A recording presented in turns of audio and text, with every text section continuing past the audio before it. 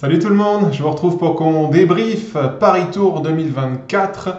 215 km de course au programme, 10 chemins de vigne. Et évidemment, toutes les conditions qu'un coureur aime au départ de cette course, à savoir le froid, la pluie, les chemins de vigne bien boueux comme il faut, et on ajoute à ça le vent de face. Ouais, je pense qu'il y a beaucoup de coureurs qui n'appréciaient pas faire leur boulot en cette journée sur ce Paris Tour. On passe tout de suite au résumé de cette course. Il y avait 4 coureurs échappés, mais au moment où France 3 a pris le direct à 15h, il n'y en avait plus que 3 devant, puisqu'on a perdu le coureur de Bingoal sur chute, à savoir Cyriel Dessal. Il laissait seul à l'avant à ce moment-là Boulet pour l'Unante Atlantique, Retegui pour Kern et Eduardo Affini pour la Visma. Gronon a fini à l'avant, c'est notre champion d'Europe du chrono, donc ce n'était pas n'importe qui. La course s'est véritablement emballée à 70 km de l'arrivée, avec un premier gros coup de vis de l'équipe Lidl. C'était quelques kilomètres à peine avant de rentrer sur le premier chemin de vigne de la course. Lidl qui s'est emballé l'espace de 500 mètres et tout de suite sur une petite bosse,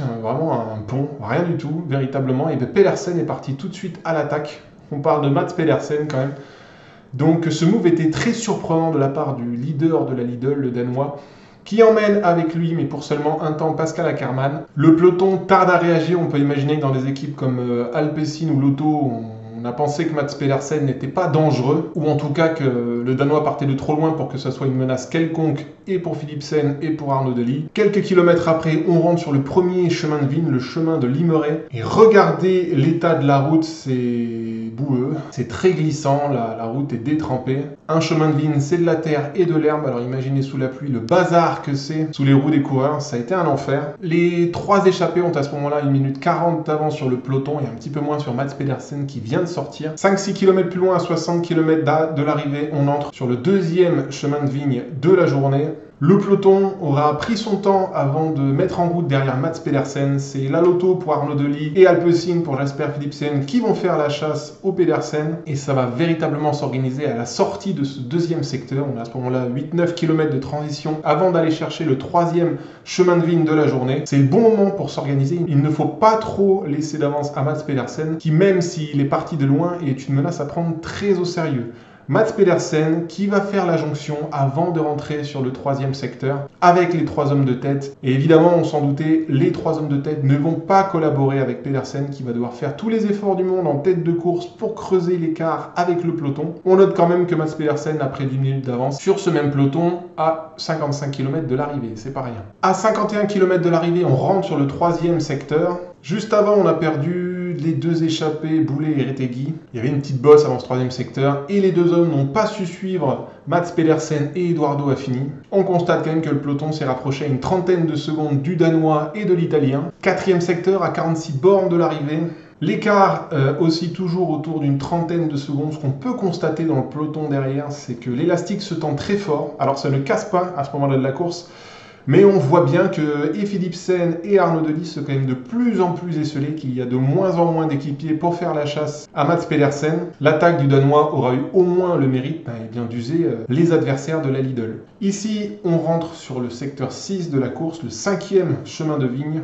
Et à la sortie de ce 5e chemin de vigne, on constate ce qu'on avait vu un petit peu sur le secteur précédent. Le peloton est éparpillé, les équipes ont du mal à bien s'organiser pour faire la chasse. On sent aussi que les organismes sont bien usés, on est en fin de saison, il fait froid, il pleut, les chemins sont techniquement très dangereux et certains coureurs laissent des écarts. Tout ça fait que le peloton tarde à revenir sur Mats Pedersen qui déploie tous les efforts à l'avant. Je signale que le Danois n'est toujours pas relayé par Eduardo Affini qui est en protection pour la Visma de Christophe Laporte. On a alors une transition de 8 km pour aller chercher le 6e chemin de vigne, le secteur 5. Juste avant de rentrer sur ce 6e chemin de vigne, Christophe Laporte attaque dans le peloton et il est très bien contrôlé par Matthias Vacek de la Lidl. On a une drôle de situation de course à ce moment-là. Vous le voyez ici à l'entrée du 6e chemin de vigne. Christophe Laporte et Matthias Vacek partent à la chasse de Mats Pedersen et Eduardo Affini. On a donc un Visma, un Lidl devant, un Visma, un Lidl en contre et derrière le peloton qui réagit très difficilement à l'attaque de Christophe Laporte. Et là, c'est peut-être le moment où on se dit que la course est en train de basculer parce que ni Philipsen ni Delis ne réagissent à l'attaque de Laporte. Seul Matteo Trentin essaye de revenir sur le Français et le Tchèque qui viennent de partir. Mais rien à faire, les mecs sont quand même bien tendus dans le peloton. À 30 km de l'arrivée, on entame le 7e secteur de la journée. Le chemin de vigne des Épinettes, il était désastreux. Je trouve que ça a été le chemin de vigne le plus dégueulasse de la journée. Et à la sortie de ce secteur-là, Christophe Laporte et Matthias Vacek, qui ne relayaient pas Christophe, vont pouvoir revenir sur Mats Pedersen et Eduardo Affini. Situation de course à moins de 30 km de l'arrivée, on a quand même 2 Lidl et 2 Visma à l'avant. Dans le peloton derrière, on sentait bien que ça devenait difficile pour tout le monde. Et on se dit à ce moment-là que la course bascule gentiment du côté des échappés. Malheureusement pour Eduardo Affini, qui était en tête de course depuis un long moment maintenant, eh bien, il va se faire traverser par Christophe Laporte. Puisque juste après la jonction en tête de course, il va y avoir une petite bosse et Eduardo Affini va craquer. Ça va être le moment aussi où on va constater que Mats Pedersen, qui est parti à un peu moins de 70 km de l'arrivée, ça devient aussi difficile pour lui. Et on voit aussi à ce moment-là qu'à tous les échelons, les écarts se resserrent. Sur ce plan-là, vous voyez Christophe Laporte, Matthias Vacek et Mats Pedersen qui viennent de distancer Eduardo Affini et le peloton est juste derrière à 14 secondes. On est à l'entrée du 8e chemin de vigne, il en reste 3 à ce moment-là. Encore une fois, le peloton est tout proche, mais aucun des hommes du peloton ne vont être en mesure d'aller chercher et Christophe Laporte et Matthias Vacek. Un peu avant d'entamer l'avant-dernier chemin de vigne, c'est la Groupama qui va se motiver pour aller chercher les 3 fuyards Pedersen, Vacek et Laporte. Valentin Madouas va accélérer dans une bosse et va être très bien relayé par Kevin Genietz. L'écart aussi entre 15 et 30 secondes. Mais à l'image de ce qu'on constate depuis 30-45 minutes, c'est que tout le monde semble être bien pendu et que ça va être très difficile de revenir sur le trio de tête. On entame l'avant-dernier secteur de la journée. Mats Pedersen commence à plier le moteur. Matthias Vacek et Christophe Laporte, qui sont bien plus frais que le Danois, le distancent sur ce deuxième secteur. Mats Pedersen va se faire rattraper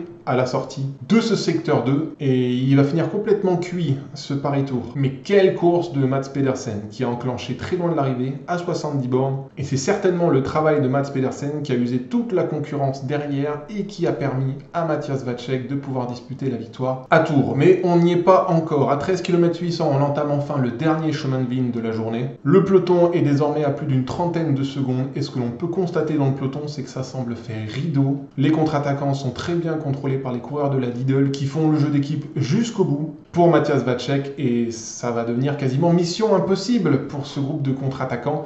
Jasper Philipsen est le dernier de l'Alpecin et ne peut plus compter sur aucun équipier pour faire le travail. On entame alors les 9 derniers kilomètres tout plat en direction de Tours. On est au bord de la Loire, il n'y a plus de chemin de vigne, il n'y a plus de côte et surtout derrière il n'y a plus d'équipier pour faire le travail, c'est très désorganisé. Et les deux hommes de tête, Christophe Laporte et Matthias Vacek, vont aller se disputer la victoire à l'avenue de Grammont. Au kilomètre 200, Christophe Laporte ne passe plus de relais à Matthias Vacek et les deux hommes vont s'expliquer dans un dernier sprint au couteau. Et à ce jeu-là, c'est Christophe Laporte, oui, qui vient enfin s'imposer en cette saison 2024. Ça a été un sprint assez décousu. Christophe a lancé relativement loin de la ligne. On était à 300 mètres de l'arrivée. Matthias Vacek a mis du temps à réagir. Il m'a semblé à un moment que le Tchèque allait déborder Christophe, mais rien à faire. Les deux me semblaient assez bien épuisés. Christophe Laporte avait plus de vélocité dans ce sprint et c'est certainement ce qui lui a permis de venir s'imposer devant Matthias Vacek. Au classement de ce Paris-Tour, Christophe Laporte remporte sa première victoire de la saison.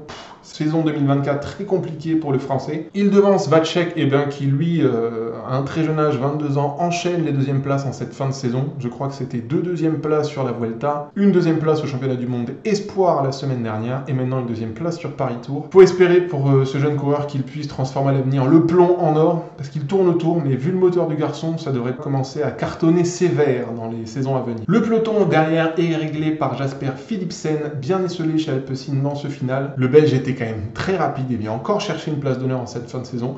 Il devance Mike Teunissen et Alexis Renard pour le top 5. Le top 10 est conclu par Tchej Bol, Arnaud Delis, court dans le final le Belge, Van Asbroek, Christen et Anthony Turgis. Au niveau des points marquants de ce Paris-Tour, je vais faire honneur évidemment à Christophe Laporte. Encore une fois, c'est sa première victoire en 2024. Sa dernière victoire remonte au championnat d'Europe 2023. Quand même, ça fait plus d'un an maintenant. Et si on fait un petit peu un retour sur la saison de Christophe Laporte, ça a été très très dur tout au long de l'année. Il est tombé malade fin mars à la privée du Tour des Flandres. Paris-Roubaix, il est passé complètement au travers, mal remis de cette maladie. La Visma l'a aligné sur le Tour d'Italie. Il est tombé et a abandonné. 5 premiers mois complètement catastrophiques pour Christophe Laporte, qui va quand même être sélectionné par la Visma au départ du Tour de France. Il va faire un bon Tour de France, et notamment une 9e étape. Et sur l'étape des chemins blancs de Troyes, il va accompagner à merveille avec Matteo Jorgensen, leur leader, Jonas Vingegaard. C'est à ce moment-là le meilleur fait d'armes de Christophe Laporte sur ce mois de juillet. Après, il enchaîne avec les Jeux Olympiques, il vient chercher une belle médaille de bronze derrière Remco Evenepoel et Valentin Madouas. On sentait que la carburation venait petit à petit pour Christophe Laporte. Non sélectionné au championnat du monde la semaine dernière, il va quand même faire un très bon tour de Luxembourg, enchaînant les places sur le podium, je crois, mais toujours sans victoire. Et voilà, peut-être à son dernier jour de course dans cette saison 2024, il vient chercher la victoire qui lui manquait sur une saison bien galère. Là, ça relève quand même vachement bien sa saison. Et ça me fait plaisir, parce que après 2 excellentes saisons au Jumbo Visma, il a quand même traversé les enfers cette année. Et là, c'est quand même de bon augure pour 2025. Si les chutes et les maladies le laissent tranquille, on devrait retrouver un Christophe Laporte, eh bien, au niveau de ce qu'il nous avait fait en 2022 et 2023. Et ça, c'est très cool. Deuxième et dernier point que je voulais aborder dans cette vidéo, ça concerne les 4 équipes favorites au départ de ce Paris Tour. On avait donc la Visma de Laporte, la Lidl de Pedersen, l'Alpecin de Philipsen et la Lotto d'Arnaud Delis. La Lidl et la Visma ont été en agression très tôt. Il y avait Eduardo Affini pour la Visma qui était en tête très tôt dans la course. Pedersen pour la Lidl a lancé la course à 70 bornes de l'arrivée. Et bien écoutez, je trouve que ces offensives ont été récompensées. Pas au même niveau forcément. Matthias Vacek est mal payé dans le final, mais d'un autre côté, quel travail d'équipe, d'abord de Pedersen et ensuite de Vacek, qui était très vigilant au moment où Laporte est parti pour rester au contact du Français. C'est ce mouvement de course qui a construit le résultat que l'on connaît ce soir. Et ce qu'on peut constater pour Alpecin et Lotto, eh bien, c'est que ça a pêché, et ça a pêché dans des domaines bien différents. Philipsen, à titre individuel, était très fort, mais dans le final de ce Paris Tour, il était bien seul. Alors certes, Søren Kragh Andersen a été écarté sur crevaison, mais au-delà d'Andersen, il y avait quand même peu de monde pour accompagner Philipsen dans les derniers kilomètres, et c'est dommage parce que clairement, dans le sprint du peloton, c'était lui le plus fort. Et du côté de la Lotto, eh bien en termes de densité collective, c'était beaucoup plus intéressant que l'Alpecin. Mais alors par contre, sur la valeur individuelle, Arnaud Delis a quand même coincé à de nombreuses reprises. Et potentiellement que Berkmoz était peut-être le meilleur des lotos aujourd'hui. Quoi qu'il en soit, ce que l'on peut constater au soir de ce Paris Tour, c'est que les 2 équipes agressives ont été très bien payées et que celles qui ont peut-être attendu et qui sont restées de façon plus défensive dans le final de ce Paris Tour, eh bien l'ont payé et ne repartent qu'avec un maigre butin. Une 3e place pour Philipsen et une 7e pour Delis. Voilà, c'en est tout pour ce débrief d'un Paris Tour 2024 qui a été très spectaculaire. La pluie, évidemment, est responsable de cette course très étriquée où on a senti les mecs vraiment à bout de pédale dans ce final. Il suffit de revoir le sprint entre Laporte et Vacek pour voir que même si c'était potentiellement les 2 hommes les plus forts de la journée, bien qu'ils étaient bien usés dans ce final. Et nous, on se retrouve la semaine prochaine pour faire l'avant-course du Tour de Lombardie qui aura lieu, lui, samedi prochain, avec un certain Tadej Pogačar. Allez, d'ici là, portez-vous bien, prenez soin de vous, une bonne fin de week-end et un bon début de semaine. À bientôt, ciao!